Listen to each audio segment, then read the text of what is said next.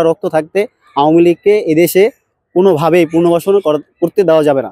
আওয়ামী লীগ তো আমরা বিগত বছরগুলোতে দেখছি যে 16.5 বছর যে আওয়ামী লীগের যে তাণ্ডব, তারা যেভাবে মানুষকে গুম খুন হত্যা মানে যা তা করছে, ঠিক আছে। আর এই আগস্ট মাসের আপনারা সবাই দেখছেন যে জুলাই মাসে তারা কিভাবে নিরীহ ছাত্রদের কিভাবে গুলি করে হত্যা করছে। আমরা সবাই জানি, আমরা রাজপথে ছিলাম, ঠিক আছে।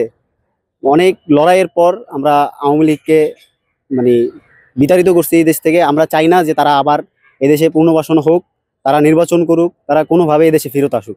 অন্তত আমাদের শরীরে, আমরা স্টুডেন্ট, আমাদের শরীরের এক ফোঁটা রক্ত থাকতে আওয়ামী লীগকে এদেশে কোনোভাবেই পুনর্বাসন করতে দেওয়া যাবে না।